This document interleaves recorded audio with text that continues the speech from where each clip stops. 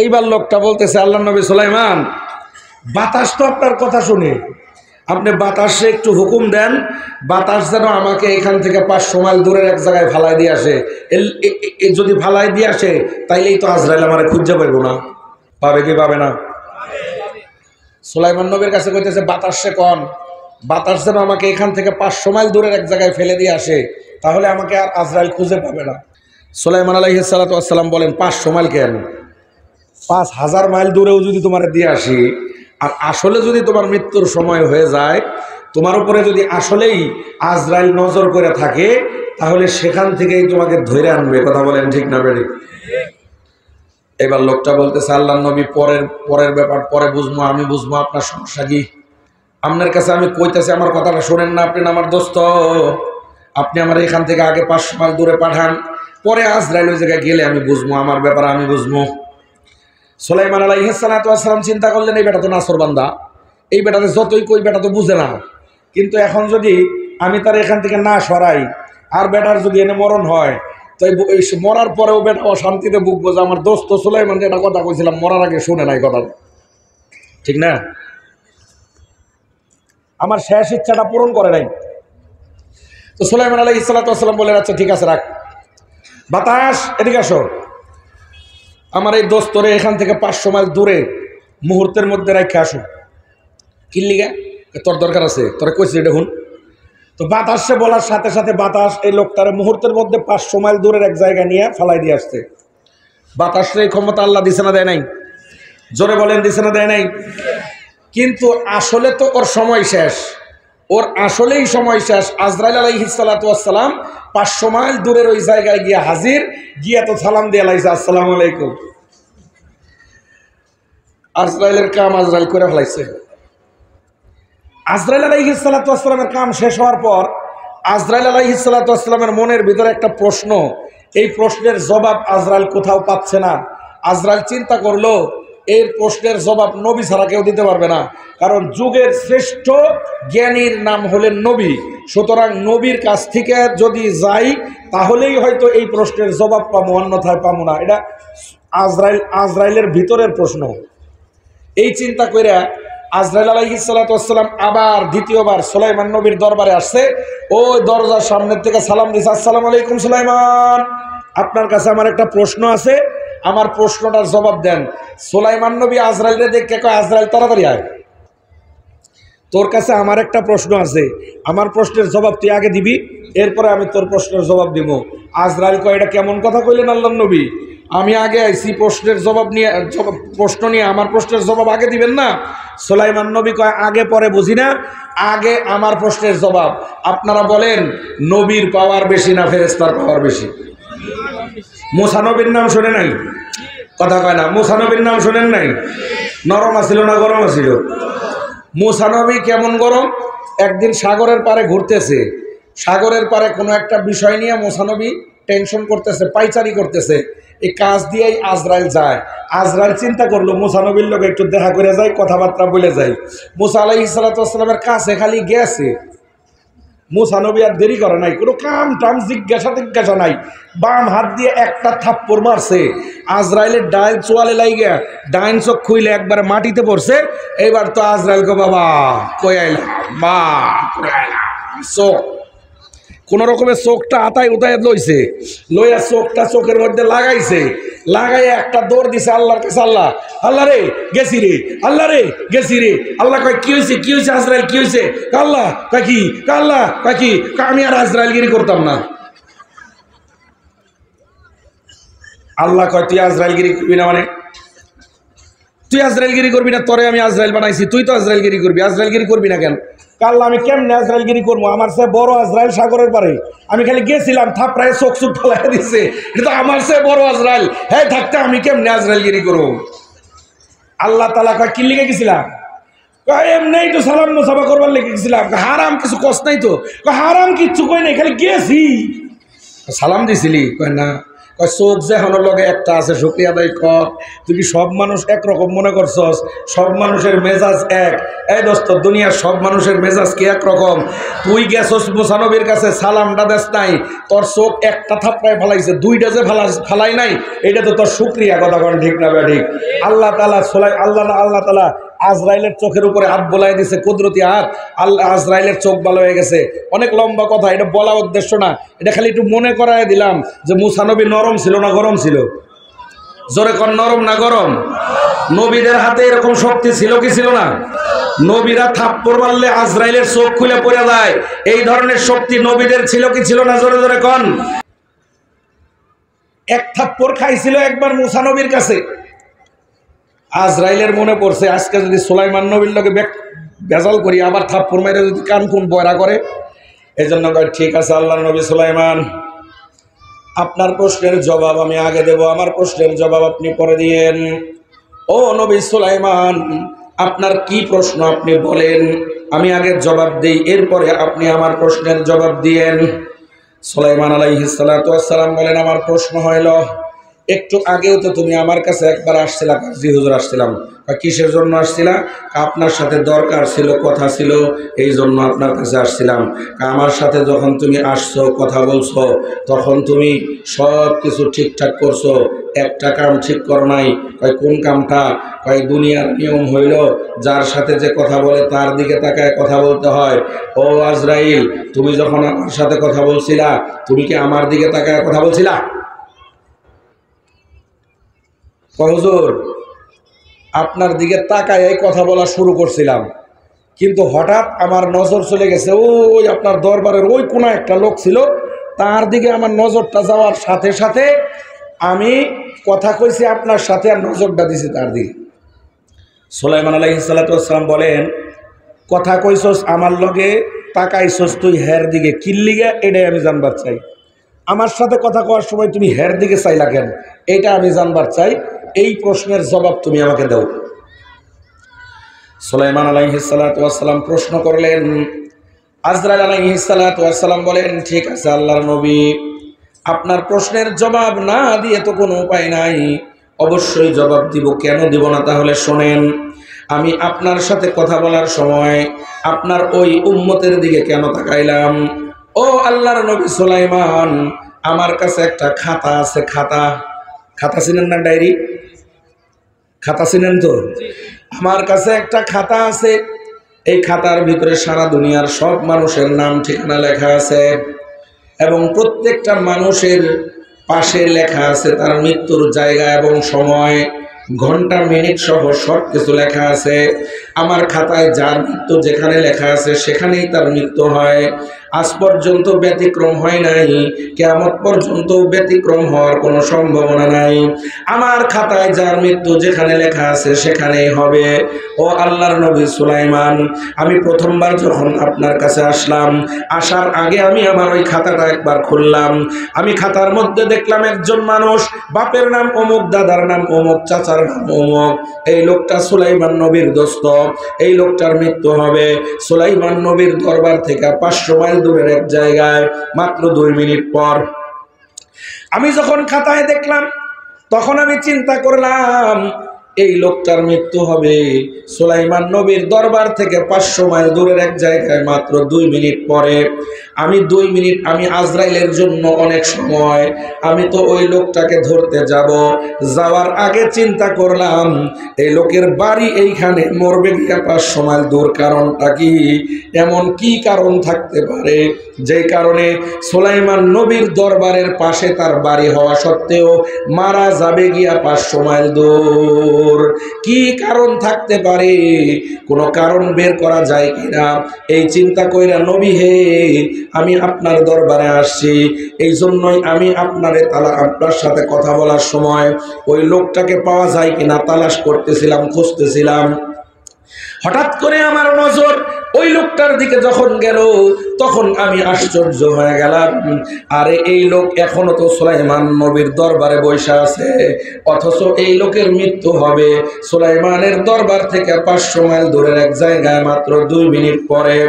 এই 2 মিনিটের মধ্যে এই লোকটা তার মৃত্যুর জায়গায় কেমনে যাবে? কারণ তার মৃত্যু ওখানেই হবে, কোনো সন্দেহ নাই। কারণ আমার খাতায় লেখা, আমার খাতায় যার মৃত্যু যেখানে লেখা আছে এর ব্যতিক্রম কোনোদিন হয় নাই। সুতরাং এই লোকটার মৃত্যু ওই 500 মাইল দূরে হবে, কোনো সন্দেহ নাই। কিন্তু 2 মিনিটের মধ্যে এই লোকটা 500 মাইল দূরের ওই জায়গায় কিভাবে যাবে? এই চিন্তা কইরা আল্লাহর নবী গো আমি কথা বলছি আপনার সাথে, আর আশ্চর্য হয়ে বারবার তাকাইছি তার দিকে যে এই লোক 500 মাইল দূর কেমনে যাবে। এত তাড়াতাড়ি লোকটা এত দূর যাবে কেমনে, এই চিন্তা কইরা কথা কইছি আপনার সাথে, কিন্তু আমি তার দিকে তাকাইছি আশ্চর্য হয়ে। বুঝছেন নি কথাটা? ও আল্লাহর নবী সুলাইমান, এবার আপনার কাছে জানতে চাই এই লোকটা এত তাড়াতাড়ি 500 মাইল দূরের ওই মৃত্যুর জায়গায় সে কেমনে চলে গেছে? ও বন্ধু, ওই লোকটা কেমনে গেছে আপনারা জানেন না? জানেন না? কোরআনের মধ্যে আল্লাহ ইরশাদ করেন, দোস্ত এতক্ষণ ঘটনা শোনাইলাম, ঘটনা শোনায়া শুধু শুধু সময় নষ্ট করার মতো নষ্ট করার সময় আমারও নাই, আপনাদেরও নাই। তাফসীরের কিতাবের ঘটনা দোস্ত, আল্লাহ তাআলা বলেন আইনামা তাকুনু ইউদরিকুমুল মাউতু ওয়ালাউ কুনতুম ফি বুরুজিন মুশাইয়াদা। মৃত্যু থেকে যতই তুমি পলায়ন করো না কেন, মৃত্যু কিন্তু ঠিকই তোমাকে গ্রাস করে নেবে। কথা কোন ঠিক না বেঠিক? তুমি যদি আসমান সমান সিঁড়ি লাগায়া আসমানে চলে যাও, মৃত্যুর সময় হয়ে গেলে আসমানে গিয়ে মৃত্যু তোমাকে ধরবে। তুমি যদি বঙ্গোপসাগরের 5000 ফিট পানির নিচে সাবমেরিন নিয়ে চলে যাও, মৃত্যুর সময় হয়ে গেলে বঙ্গোপসাগরের 5000 ফিট পানির নিচে গিয়ে মৃত্যু তোমাকে ধরবে। কথা বলেন ঠিক না বেঠিক? তুমি যদি বিশাল বড় সিন্ধুক বানাও, যেই সিন্ধুকের মধ্যে আগুন পানি বাতাস প্রবেশ করতে পারে না, ওই সিন্ধুকের মধ্যে নিজেকে তুমি আবদ্ধ করো, মৃত্যুর সময় হয়ে গেলে ওই সিন্ধুকের ভিতরে গিয়ে মৃত্যু তোমাকে ধরবে। কথা বলেন ঠিক না বেঠিক? ও দোস্ত, আপনাদের বোঝার জন্য বলি, এই যে 4-5 বছর আগের একটা ঘটনা, একজন মানুষ নাম হলো জুনায়েদ জামশেদ, পাকিস্তান তার বাড়ি। এক জমানায় গান বাজনা করতেন।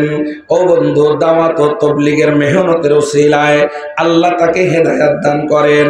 এই লোকটা গান বাজনা ছেড়ে দিয়ে ইসলামী সঙ্গীত গাইতেন, হামদ গাইতেন, নাত গাইতেন, দাওয়াত ও তাবলীগের কাজ করতেন। ও বন্ধু, দাওয়াত ও তাবলীগের কাজের জন্য নিজের স্ত্রীকে সহ করাচি থেকে পার্শ্ববর্তী প্রদেশে যাইবার জন্য বিমানে উঠলেন। ছোট্ট একটা বিমান, মাত্র 69 জন মানুষ বিমানের মধ্যে, পাইলট, কেবিন ক্রু সহ সব মিলায় মাত্র 69 জন মানুষ। এই 69 জন মানুষ নিয়ে ও বন্ধু জুনায়েদ জামশেদ ওই বিমানে নিজের স্ত্রীকে নিয়ে উঠলেন। এই বিমানটা যখন মাত্র করাচির আকাশে 15,000 ফিট উপরে উঠেছেন, হঠাৎ করে বিমানটা ক্র্যাশ হয়ে গেল। বিমানের মধ্যে 69 জন মানুষ মাটিতে পড়ার আগে তাদের ইন্তেকাল হয়েছে। কারো লাশ পাওয়া গেছে, কারো লাশ পর্যন্ত পাওয়া যায় নাই, ছিন্ন ভিন্ন হয়ে গেছে, পোলে পুড়ে জ্বলে ছারখার হয়ে গেছে। ও বন্ধু, আমি বুঝাইতে চাইলাম, এই যে 69 জন মানুষ আসমানের মধ্যে মারা গেছে, এই 69 জন মানুষের মৃত্যুদণ্ড দেওয়ার জন্য আজরাইল সেই আসমানে গেছে না যায় নাই? জোরে জোরে কর। গত বছর বা 1.5 বছরের মতো হয়েছে। ও বন্ধু, নতুন একটা সাবমেরিন বের হয়েছিল, টাইটান, মনে আছে নি? টাইটান একটা সাবমেরিন, ছোট্ট একটা সাবমেরিন, মাত্র 12 ফিট লম্বা একটা সাবমেরিন, নাম হলো টাইটান। এই টাইটানের মধ্যে ঢুইকা ও বন্ধু পাকিস্তানের 2 জন, জার্মানির 1 জন, আর 1 জন লন্ডনের 4 জন মানুষ আটলান্টিক মহাসাগরের নিচে ডুব দিতে চেয়েছিল। আটলান্টিক মহাসাগরের নিচে দোস্ত 1952-53 সালের দিকে টাইটানিক নামক জাহাজ ডুবে গেছে। ওই জাহাজের ধ্বংসাবশেষ এখনো পর্যন্ত আটলান্টিকের তলদেশে ৯,৫০০ ফিট পানির নিচে এখনো পর্যন্ত আছে। ওই আটলান্টিকের তলদেশে টাইটানিক ডুবে রয়েছে। টাইটানিকের ধ্বংসাবশেষ দেখবার জন্য ও বন্ধু, টাইটান নামক ছোট্ট একটা সাবমেরিনে চড়ে 4 জন মানুষ আটলান্টিকে ডুব দিছে। গত বছরের আগের ঘটনা মনে আসেনি? ও বন্ধু, মানুষের যখন টাকা বেশি হয় তখন মানুষের এক একজনের এক এক রকম শখ হয়। কোন মানুষের টাকা হইলে তার দিলের ভিতরে ও বন্ধু খোদার ঘর দেখবার জন্য মহব্বত তৈরি হয়। রসুলের রওজায় গিয়া সালাম দিবার লেগে মন চায়, আছে না নাই? আবার কিছু মানুষ যদি টাকা হয় কয় সিঙ্গাপুর যামু, ব্যাংকক যামু, যদি না যাইবার পারি কমপক্ষে কলকাতা গিয়া হইলেও মার্কেটিং করুম, আছে না নাই? আবার কিছু মানুষ আছে টাকা পয়সা হইলে গান বাজনার আয়োজন করে, মেলার আয়োজন করে। আবার কিছু মানুষ আছে টাকা হইলে মাদ্রাসা বানায় দেয়, মসজিদ বানায় দেয়, প্যান্ডেল বানায়া ওয়াজ মাহফিলের আয়োজন করে, আছে না নাই? পাকিস্তানের 2 জন ধনকুবের, ধনকুবের কাদেরকে বলা হয়? এটা হলো টাকাওয়ালা মানুষের দুনিয়াবি সর্বোচ্চ উপাধি। ধনের কুয়া আছে, যার টাকার কুয়া আছে, কুয়া কুয়া, এজন্য কয় ধনকুবের। এত টাকা আছে নিজেও জানে না কত আছে। এই 2 জন ধনকুবের পাকিস্তানের বাসিন্দা, থাকে হইল লন্ডন। লন্ডনের তাদের আর এক দোস্ত, আর জার্মানির এক লোক, হে হইল ওই সাবমেরিনের পাইলট। এইটারে নিয়ে টাইটন নামক সাবমেরিন নিয়ে ডুব দিছে। ও বন্ধু, টাইটন যদি একবার আটলান্টিকের তলদেশে ডুব দেয়, নিচের থেকে ঘুরে আসতে তার যেই পরিমাণ খরচ, এই খরচ দিয়া বাংলাদেশের যে কোনো অঞ্চলের একটা গ্রামের মানুষকে 3 দিন খাওয়ানো যাইব। কি করান যাইব? খানা খাওয়ান যাইব। এই পরিমাণ টাকার মালিক তারা। তারা টাইটানিক দেখবার লেগে তাকে মন চাইছে যে এত সাল আগে টাইটানিক যে ডুবছে, ওই যে কয়েকদিন আগে এক পরিচালক, জার্মানের এক পরিচালক, নাম হলো জেমস ক্যামেরুন, ওই বেটা টাইটানিক নামক সিনেমা বানাইছে না একটা? টাইটানিক নামক সিনেমা যে বানাইছে, এই বেটা সিনেমা বানানোর আগে আটলান্টিকের নিচে মাত্র 52 বার ডুব দিছে। কয়বার? 52 বার ডুব দিছে। ওইটা কেমন ছিল, কেমনে পয়রা আছে, এইটা দেখে দেখে ওইভাবে হে টাইটানিক সিনেমা বানাইছে। হ্যাগো খেয়ালের মধ্যে খাওয়া হেস লাগছে যে টাইটানিক দেখবার লেগে যাবো। এইবার যখন নাকি টাইটানে উঠছে, আটলান্টিকের তলে ডুব দিছে, 1 ঘন্টা পর্যন্ত কন্ট্রোল রুমের সাথে যোগাযোগ সম্পন্ন ছিল। 1 ঘন্টা পর টাইটানের সাথে কন্ট্রোল রুমের যোগাযোগ বিচ্ছিন্ন হয়ে গেছে। এই যে টাইটান ডুব দিছে 4 জন মানুষ লইয়া আটলান্টিকের তলদেশে, আজও ডুব কালো ডুব, 1.5 বছর হয়ে গেছে, আজ পর্যন্ত টাইটানের হদিশ পাওয়া। ওই যে 4 জন মানুষ টাইটানের ভিতরে ছিল, ওই 4 জন মানুষের সলিল সমাধি আটলান্টিকের লোনা পানির নিচে হইছে। কত ফিট পানির নিচে গিয়ে তারা মরছে আমি জানি না বাবা। ও বাবা, কত ফিট পানির নিচে গিয়ে মরছে আমি জানি না, কিন্তু যেখানে গিয়ে মরক, যত পানির নিচে গিয়ে মরক, ওই জায়গায় তাদের মৃত্যুদণ্ড দেওয়ার জন্য আজরাইল আটলান্টিকের তলদেশে গেছে না যায় নাই? জোরে জোরে কর। ও বন্ধু, এত কথা বইলে একটা কথা বুঝাইবার চাই। আপনাদের কাছে প্রশ্ন করি, আমার প্রশ্নের জবাবটা বুঝে শুনে দিয়েন। এই বাবারা আমার দিকে তাকান, এই বাবারা আমার দিকে তাকান, এই বাবারা আমার দিকে তাকান। আজরাইলের যে খাতা মনে আসেনি? খাতা, এই খাতার মধ্যে সারা দুনিয়ার সব মানুষের নাম ঠিকানা লেখা আছে না নাই? ও বন্ধু, আছে না নাই? জোরে আওয়াজ দিয়া বলেন, আছে না নাই? ও বন্ধু, আওয়াজ দিয়া তো বললেন। ওই আজরাইলের খাতায় দুনিয়ার সব মানুষের নাম আছে।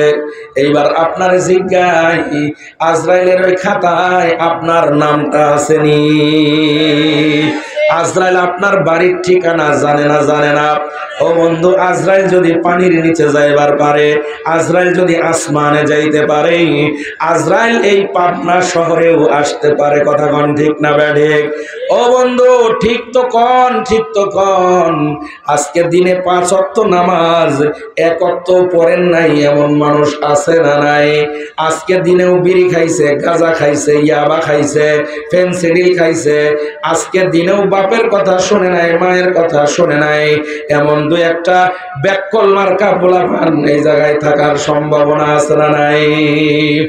ও বন্ধু, আজকে আমাদের যুব সমাজ নেশার দিকে ধাবিত হচ্ছে। যুব সমাজ নেশা খায়, যুব সমাজ নেশা করে। ও বন্ধু, নেশা যারা করো, আমি তোমাদেরকে একটা কথা বলবার লেগে চাই। ও যুবক,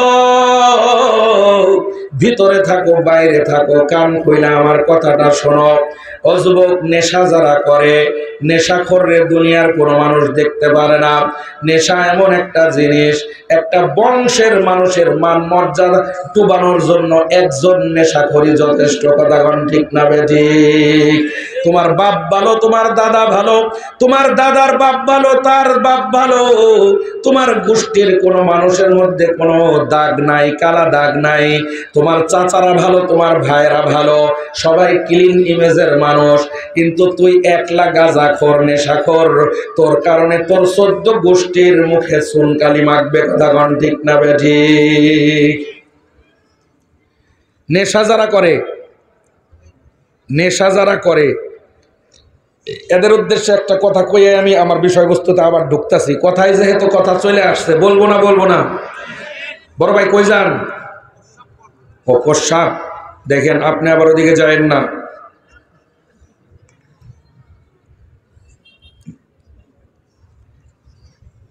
ওই যুবক ভাই, আপনারা বহেন না, আপনি কইতে কইতেছি কথা, আসেন না, আসেন। অসুস্থ নেই আপনারা? অসুস্থ? অসুস্থ না হইলে আহেন। আর কিছু মানুষ আছে আবার অসুস্থ, বইতে পারে না, বইলে হাওয়া বাইর, এরকম কিছু অসুখ আছে। তো দুনিয়ায় কত অসুখ আছে, হাসেন তুমি আর জানেন না? দুনিয়ায় কত অসুখ। কিছু মানুষ আছে খারাই থাকে খালি সারাদিন, ওয়াজ শুনবো, পুরো ওয়াজ খারায়, বইবো না, কিনলে বইলেই হাওয়া বের হয়। এই অসুবিধা না? অসুখ এক একজনের এক এক রকম আছে। আপনার এরকম অসুখ আছে নি, বইলে হাওয়া বের হয় না? হয়তো বসেন। আর যদি অসুস্থ তো দাঁড়াই থাকেন, অসুবিধা নেই। এই এদিকে তাকান। কিছু কিছু মশলা এটা হুজুর গো বক্তাকে কোয়ান লাগে না, এটা সাধারণ জনগণও জানে। আপনারা বলেন, একটা মানুষ সারা জীবন ভালো মন্দ কাম যাই করছে না করছে, মরার সময় বেটাটা কালিমা সহকারে মরছে, এই লোকটা শাস্তি সুস্তি যাই হোক, শেষ ঠিকানা কোন জায়গায়? জান্নাত। কোন জায়গায়? জোরে বলেন, কোন জায়গায়? আরেকটা মানুষ ভালো কাম করছে বেশি, খারাপ কাম করছে কম, কিন্তু মরবার সময় বেটা কালিমা সহ মরতে পারে নাই। আপনারা বলেন, এই লোকের ঠিকানা কোথায়? জোরে বলেন, কথা ঠিক না? এই মশলা হুজুর লাগে, আপনারাও জানেন না যে কালিমা নিয়ে মরলে জান্নাত, কালিমা ছাড়া মরলে, আবার কন, কালিমা নিয়ে মরলে, কালিমা ছাড়া মরলে। নেশা যারা করে, আমি একদিন ওয়াজ করলে হ্যাঁ নেশার থেকে ফিরবো না। তুই তোর বাপের টেহাদে নেশা করবি কর, আমার কোনো আপত্তি নাই। আমি তোর একটা কথা মনে করাই দিই, নেশাখোর যারা আসস তখন একটা কথা খালি মনে করাই দিয়ে চাইবিয়ার লেগে ঢাকার থেকে আইছি। কথাটা হইল, নেশা যখন মানুষ করে, গাঁজা হোক, ও বন্ধু ফেন্সিডিল হোক, ইয়াবা হোক, এরপরে আপনার ড্যান্ডি হোক, আরও যা যা আছে আর কি, মদ হোক, নেশা করার পরে তার মাথা ঠিক থাকে 2-4-5 ঘন্টা। হ্যাঁ কেউরে চিনে? বাপেরে দেখলে চিনে? বাপেরে দেখলে কয় তালই আছে না নাই? কারণ মাথা ঠিক নাই তো। এখন হ্যাঁ বাপও চিনে না, মাও চিনে না, নেশা করার পরে মাতাল হয়ে গেছে। এই লোক কি বাপ মা চিনে? কথা কন, বাপ মা চিনে? তাইলে এই লোক যদি বাপ মা না চিনে, নেশা করার পরে যদি তোর কাছে আজরাইল আসে, তুই আজরাইল চিনবি? আজরাইল যদি না চিনস, তুই কালিমা নিয়ে যাইতে পারবি? তোর বাপ দাদা 14 গোষ্ঠীও যদি সেজদায় পড়ে থাকে, তুই যদি সারা জীবন সেজদা করস, মাত্র সেজদাতে উঠা নেশাটা করছস, নেশার পরেই আজরাইল তোর কাছে আইছে, কালিমা ছাড়া দুনিয়ার থেকে যাবি, তোর জীবনটাই জাহান্নামে কাটবে। কথা কোন ঠিক না বেঠিক? আমি খালি এটাই মনে করাই দিবার চাই, নেশা যে করস 4-5টা এক জায়গায় হইলেই গাঞ্জা খায়। আরে ডলাডলি চলে রে, ডলাডলি আছে না নাই? আপনাকে পাপ নাই মনে হয়, ডলাডলি নাই না? আগে তো গাঁজা খাইতে কত কষ্ট হইতো। আমরা ছোটবেলায় দেখছি সাভার বাবাজির আশ্রমের মেলায়, আমরা তখন নাজারা হেফজখানায় পড়ি, বাপের একদিন কইছি মেলার মধ্যে কি হয় দেখবার লয়ে যাও, বাধ্য হয়ে নিয়ে গেছে, কি কান্দনের ঠেলায়, বুঝলেন নাই, লয়ে গেছে। ওইখানে যায় দেখি বিশাল বড় বড় গাছ পুরা দিছে, গাছ গাছ গাছে আগুন জ্বলতেছে, চতুর্দিক দিয়ে গোল হয়ে বইছে। ওরে বাবারে, যায় খালি 10 টাকা 20 টাকা জমা দিতেছে। একজনের ছোট্ট একটা খাইটা লইছে, মাছ কাটার খাইটা না, গোস্ত কাটার খাইটা না, গাঁজা কাটার খাইটা। হ্যাঁ, এরকম একটা গাঁজা কাটতেছে ছোট্ট একটা চাপাটি দিয়ে, বড় সুন্দর কাটতেছে, আর একজন কলকির মধ্যে ভরতেছে, আর একজন কয়লা লইতেছে, আর একজন নারকেলের ছোবা দিতেছে, আর টাকা দিতেছে, আর ঘুরতে আছে, সাইরা দিতেছে, ঘুরতে আছে, ঘুরতে আছে, আবার দোয়াও শিখাইতেছে, গাঁজা খাওয়ার দোয়া, শারপিন শাহজালাল কুত্তা বিলাই সব হালাল। গাঁজা খাওয়ার দোয়া আমি 30 বছর আগে শিখছি, আমার এখনো মনে আছে। ওইখানে গিয়া ছোটবেলায় নাজরায় শারপিং শাহজালাল কুত্তা বিলাই সব হালাল, নম নম কাশ্য বেলপাতা 400, বেলতলায় যাইস না, আমি যে গাঁজা খাইছি কি ওরে কইস না। গাঁজা খাওয়ার দোয়া বুঝেন নাই? দোয়া পইরা গাঁজা খাইলে তো জান্নাত না? দোয়া পইরা গাঁজা খাইলে জান্নাত। গাঁজা হালাল না হারাম? কথা কন, গাঁজা হালাল না হারাম? পীর সাহেবের দরবারে হইলে তো হালাল। পীর সাহেবের দরবারে হইলে হালাল না? গান বাজনা হালাল না হারাম? পীর সাহেবের দরবার হইলে তো হালাল। গান বাজনা পীর সাহেবের দরবার হইলেও, পীর সাহেবের দরবার হইলেও বাবা রে বাবা, আপনারা তো ভালো মাসলা জানেন তো। দেখা যাক অনেক পীর ফকির বাংলাদেশে আছে, এরা কিন্তু এই কথা কয় না। এরা কয় মৌলবীরা তোরা বুঝোস কি গান বাজনার? গান বাজনা এটা শরীয়তে হালাল, মারেফাতে হালাল। হালাল গান বাজনা শরীয়তে হারাম, মারেফাতে হালাল। অর্থ হইল শরীয়ত যখন তুমি শরীয়ত নিয়ে থাকবা তখন গান বাজনা হালাল, তো গান বাজনা তখন তোমার হারাম। কিন্তু যখন তুমি শরীয়তের উপরের স্টেজে মারেফাতে উঠা যাইবা, মারেফাতে উঠা গেলে গান বাজনা আর হারাম থাকবে না, গান বাজনা তোমার জন্য হালাল হয়ে যাবে। এই ফতোয়া দেওয়ার লোক বাংলাদেশে আছে না নাই? এরকম লোক আপনার দিকে মনে হয় নাই। যদি থাকে তো আমি একটা কথা আপনাকে কয়ে যাই, ছোট মানুষ হইয়া মনে রাখার চেষ্টা করেন। ও বাবা, শরীয়ত আর মারেফাত দুই জিনিস। তাদের বক্তব্য শরীয়ত হইল ছোট, মারেফাত হইল বড়। শরীয়ত পার হইয়া মারেফাত হাসিল হয়ে গেলে গান বাজনা আর হারাম থাকে না, হালাল হয়ে যায়। তাহলে আল্লাহর রাসূল সাল্লাল্লাহু আলাইহি ওয়াসাল্লাম জীবনে গান বাজনা করছে? জোরে কন, কথা কন। তাহলে আল্লাহর রাসূলের মারেফাত হাসিল হয়েছিল না, এর লেগে গান বাজনা এর লেগে হালাল হয় না। বোঝেন নাই? যদি শরীয়ত পালন করতে করতে মারেফাত হাসিল করে ফেলায়, তাইলে শরীয়তের হারাম আর হারাম থাকে না, হালাল হয়ে যায়। তাহলে আল্লাহর রসুল জীবনেও গান বাজনা করলো না, তার মানে আল্লাহর রসুলের শরীয়ত হাসিল হয়েছিল, মারেফাত হাসিল হয় নাই। এরকমই তো ব্যাপারটা হয় নাকি? কন এক ব্যাখ্যা। আর এক ব্যাখ্যা হইল শরীয়তে যদি যেটা হারাম থাকে, মারেফাত অর্জন হইলে যদি এটা হালাল হয়ে যায়, যেমন গান বাজনা। আপনাদের বক্তব্য, আপনাদের কাছে জানতে চাই, আপনাদের এই এলাকায় গরুর গোবর খাওয়া শরীয়তে হালাল না হারাম? আরো জোরে বলেন, হালাল না হারাম? তুমি যদি শরীয়তের দোহাই দিয়া, মারেফাতের দোহাই দিয়া গান বাজনারে হালাল করতে পারো, আমি তোমাকে বলতে চাই শরীয়ত তুমি পুরো করে ফেলছো। মারেফাত অর্জন করার কারণে গান বাজনা হালাল হয়ে গেছে। তাহলে শরীয়তের মধ্যে গোবরও হালাল, মারেফাত হাসিল হওয়ার কারণে গোবর তোমার জন্য হালাল। আজকের থেকে বেটা তুই ভাত মাছ খাইতে পারবি না, গরুর গোবর আর পেশাব খাবি। কথা বলেন ঠিক না বেঠে? এরকম কোনো পিসাব যদি আপনার এলাকায় থাকে, তাহলে আপনারা দয়া করে দাওয়াত দিতে পারেন। দাওয়াত দেওয়ার পরে একটা পদ্ধতি শিখাই দিয়ে যাই। খানা খাইবার লেগে এরকম সাদা সাদা 6টা পিরিচ নেবেন। কয়টা? 6টা পিরিচ সাদা হইতে হবে শর্ত।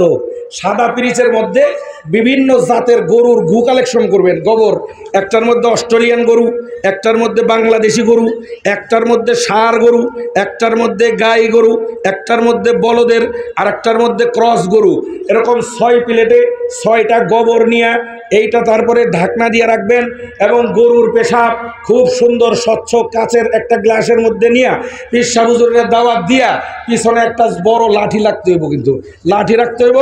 আপনি যদি না পারেন এই জামিয়া আশরাফিয়ার মেশকাত জামাতের ছাত্রকে দাওয়াত দিবেন যে হুজুর রে মেহমানদারি করাইতে হইব, তোমরা 10 জন মানুষ 10টা লাঠি লইয়া আইবা। হুজুর রে আপনি গোবর গিলে দিয়া বলবেন, হুজুর আপনার জন্য তো শরীয়তের যেটা হারাম, এটা মারেফাত অর্জন হইলে আর হারাম থাকে না। তাহলে গরুর গোবর শরীয়তে হারাম, মারেফাত অর্জন হওয়ার কারণে হারাম নাই, এটা আপনার জন্য আজকে হালাল হয়ে গেছে। আমি বহুত কষ্ট করে 6 পদের গোবর আপনার লেগে ব্যবস্থা করছি, আপনি দয়া করিয়া বিসমিল্লাহ করে শুরু করেন। যদি না করেন এই যে জামিয়া আশরাফিয়ার 10 জন আছে লুঙ্গি খোলা এলাই দিব। কথা ঠিক না ভাই? অসুবিধা হয়নি? আপনি কথা কয় না, অসুবিধা হইতেছে? গাঁজা খাওয়া হালাল না হারাম? কথা বলেন, হালাল না হারাম? তাহলে একটা মানুষ যদি গাঁজা খায়, গাঁজা খাওয়ার পরে তার মাথা ঠিক থাকে, তাহলে মাথা ঠিক থাকা অবস্থায় যদি তোর বাপ আসে তুই চিনস না, আজরাইল আইলে কেমনে চিনবি? সুতরাং বাবা, গাঁজা খাওয়ার আগে তুই খাস, তোরে তো আমি কইলে শুনবি না, তোর বাপ্পা কইলেও শুনবো না, তোর হুজুররা কইলেও তুই শুনবি না, তোর গাঁজা তুই খা, গাঁজা খাবি খা, মারা যাবি যা, আমার কোনো অসুবিধা নাই। তোর স্মরণ করায় দেই, গাঁজা খাওয়ার পর পর যদি তোর কাছে আজরাইল আসে তাহলে কিন্তু তোর জীবনটা শেষ। কথা বলেন ঠিক না বেড়ি?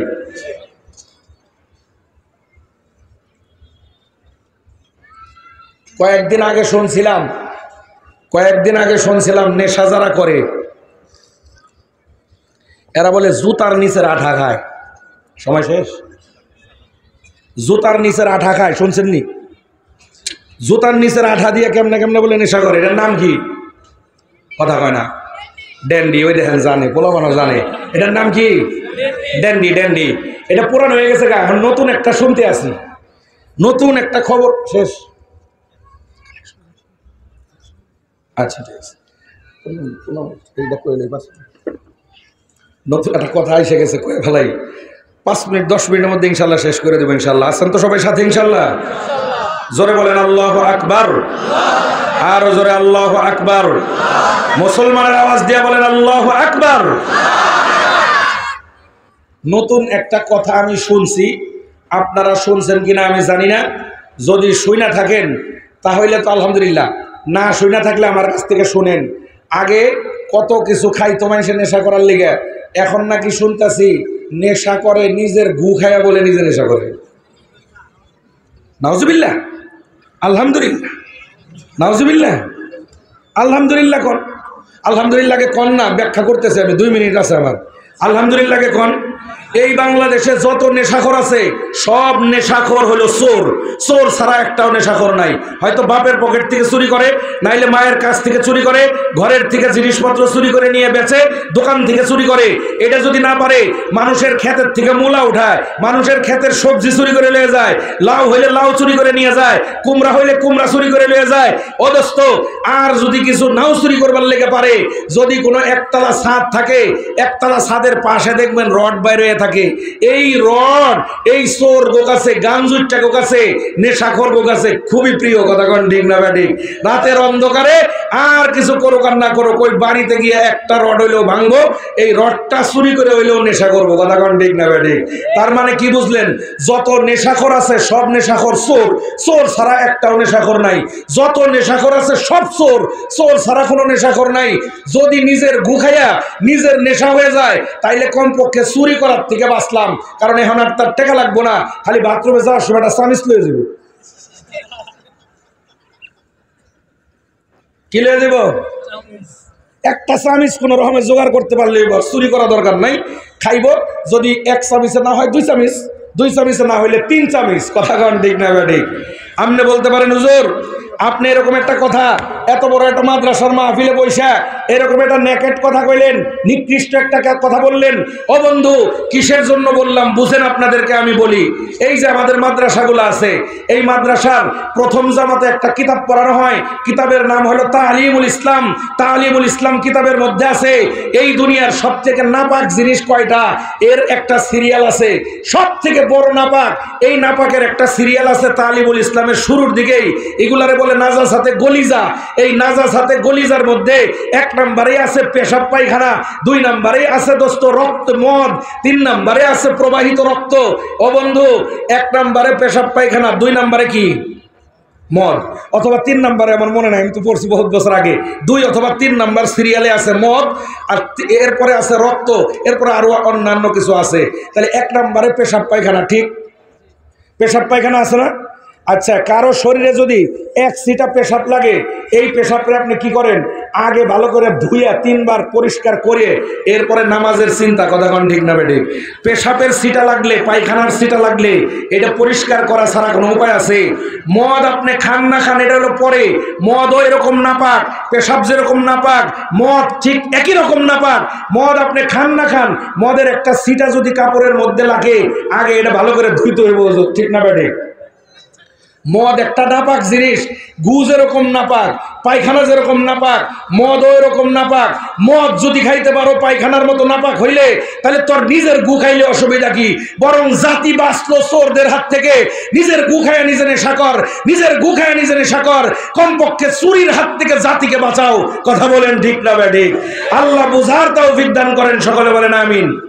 ও বন্ধু, আমার শেষ কথা, আমার আর আপনার মৃত্যু হবে কি হবে না? জোরে বলেন, হবে কি হবে না? মাসলা আপনারাই বলছেন, মৃত্যুর সময় কালিমা নসিব হইলে তোমার যদি গুনাহ থাকে আল্লাহ চাইলে মাফ করে দিতে পারেন, মাফ না করলেও শাস্তি দিয়া হইলেও তোমার ঈমান থাকার কারণে, কালিমা পড়বার কারণে আল্লাহ তোমাকে জান্নাত দিবেন। কথা বলেন ঠিক না ঠিক? ও বন্ধু, আমার আর আপনার জীবনের গুনার তো কোনো অভাব নাই। আল্লাহর কাছে আমরা আজকে একটা জামিয়া আশরাফিয়ার ময়দানে, পবিত্র ময়দানে বসে হাজারো আলেম তোলাবার সাথে এই একটা নিয়ত করতে পারি, আল্লাহ রে মরমু তো, মরা ছাড়া তো কোনো উপায় নাই, যেদিনই মরি মরার সময় যেন কালিমা নিয়ে মরতে পারি, এইরকম একটা নিয়ত করা যায় কি যায় না? কার কার নিয়ত আছে? আল্লাহ তোমার বান্দারা কালিমা নিয়ে মরতে চায়, দয়া করে মায়া করে আলেম ওলামাদের ওসিলায়, তালিবুল ইলমদের ওসিলায় এই ময়দানে যত মানুষ হাত উঠাইছে, আল্লাহ গো আমাদের প্রত্যেকের মৃত্যুর সময় তুমি কালিমা নসিব করে দিও, বলেন আমিন। হাত নামান। আল্লাহর কাছে নিয়ত করছেন না? প্রত্যেক নিয়ত আল্লাহর কাছ থেকে কবুল করানোর কিছু সিস্টেম আছে।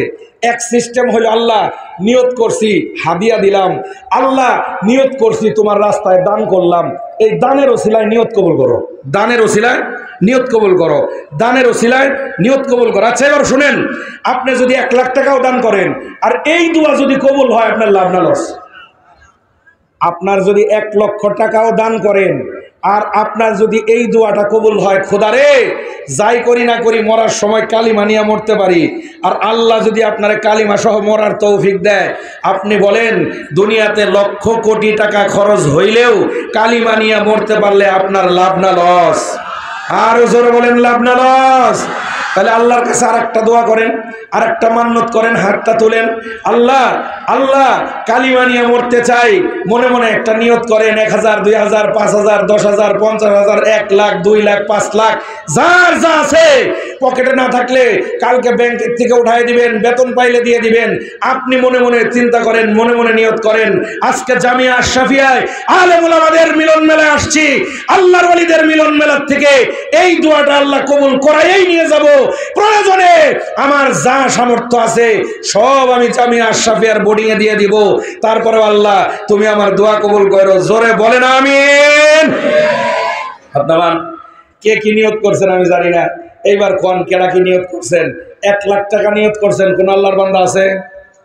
থাকলে হাত দেখান। জাল্লাহ আমি 1 লাখ টাকা নিয়ত করছিলাম, আমি এখন এই 1 লাখ টাকা মাদ্রাসায় দিয়ে দিব, এখন নগদ না পারলে বাকি দিব, অসুবিধা কি? মাসে 10,000 করে দিব, 12 মাসে 10 মাসে 1 লাখ শেষ, এরকমও তো হইতে পারে। আল্লাহর কোনো বান্দা কি 1 লাখ টাকার নিয়ত করে নাই? নাই, 1 লাখ টাকার নিয়ত কেউ করে নাই হুজুর। আচ্ছা 50,000-এর নিয়ত কেউ করছেন? যে খোদা 50,000-এর হুজুর নিয়ত করবার সময় হুশা ছিল, আমি মদ খাইনি তো 500 টাকা নিয়ত করছি। 500 টাকা নিয়ত করছে? কথা বল, 500 টাকা নিয়ত করছেন? 10,000 টাকার নিয়ত আছে কারো? একজন আল্লাহর কোনো বান্দা আছেন 10,000 টাকা এই মাদ্রাসার জন্য আপনি দিবেন, লিল্লাহ বোর্ডিং এর জন্য অথবা মাদ্রাসার অন্য যে কোনো ফান্ডের, জেনারেল ফান্ডের জন্য দিয়ে দিবেন। আল্লাহ তাআলা আপনার বাবার জন্য, মায়ের জন্য অবন্ধু জান্নাতের ফয়সালা করে দিবে, আপনার জন্য আপনার মরার সময় কালিমা নসিব করে দিবে, আল্লাহ তাআলা আপনার পেরেশানি দূর করে দিবে, ব্যবসা বাণিজ্য আল্লাহ বরকত দান করে দিবেন, হায়াত বরকত দান করে দিবেন। আপনার অসুস্থ হওয়ার কথা ছিল আগামীকালকে, আল্লাহর কাছে ফয়সালা, আপনি জানেন না এই অসুস্থতা আপনার হবে কালকে। এই অসুস্থ হইলে হাসপাতালে ভর্তি হইয়া 10-20 লাখ টাকা খরচ করে বের হইতে হবে। আজকে আপনি এই জায়গায় 10,000 টাকা দিয়ে যান, আর সদকাতু তারুদ্দুম মিনাল বালা, সদকা করে যান, আল্লাহ আপনার বালা মুসিবত দূরে পাঠাইয়া দিবে। আল্লাহ তাআলার এই ক্ষমতা আছে না নাই? আরো জোরে বলেন আছে না নাই? এই মাদ্রাসার জন্য ও বন্ধু, নিজের জীবনের নিজের কামাই করা ঘাম ঝরা টাকার থেকে অল্প কিছু টাকা এই মাদ্রাসার ফান্ডে দেওয়ার জন্য একজন মানুষ একটু দাঁড়ান, যে আমি এই নিয়তটা করলাম, যে যতটুকু পারেন একটু হাত দেখায় দেন, আমি 5,000, 10,000 অথবা 1,000, 2,000, একটা মানুষ একটু দাঁড়ায় যান। আছেন কেউ? আছেন ভাই? কত? নারায়ে তাকবীর, নারায়ে তাকবীর। ভাইয়ের নাম কি? কাউসার ভাই, হাসান ভাই। আল্লাহ তোমার বান্দা হাসান ভাই নগদ 5,000 টাকা দিয়ে দিলেন। আজাদ ভাই, আল্লাহ গো তোমার তোমার এক বান্দা আজাদ ভাই, ও আল্লাহ গো তোমার এই মাদ্রাসার ছাত্রের বাবা আজাদ ভাই 5,000 টাকা দান করলেন। কোন নিয়তে দান করেছেন জানি না। আল্লাহ গো তুমি আজাদ ভাইয়ের জানে মালে বরকত দিয়ে দাও, আজাদ ভাইয়ের সব ব্যবসা বাণিজ্যে বরকত দিয়ে দাও। আল্লাহ গো আজাদ ভাইয়ের মনের সব নেক মাকসাদ তুমি পুরা করে দাও, বলেন আমিন। আল্লাহ গো আজাদ ভাইয়ের বাপ মা জীবিত আছেন না কবরে চলে গেছেন জানি না। আল্লাহ গো আজাদ ভাইয়ের বাবা মা যদি কবরে চলে যায়, আজাদ ভাইয়ের বাবা মার কবরকে জান্নাতের বাগান বানায় দেন। আল্লাহ গো আজাদ ভাইয়ের বাবা মা যদি জীবিত থাকেন, আল্লাহ আপনি হায়াত বাড়ায় দেন, বলেন আমিন। আরো জোরে বলেন আমিন। আর কে আছেন 5,000 টাকা দেওয়ার মতো? 5,000 টাকা দেওয়ার মতো আর কোন আল্লাহর বান্দা আছেন? কোন আল্লাহর বান্দা থাকলে একটু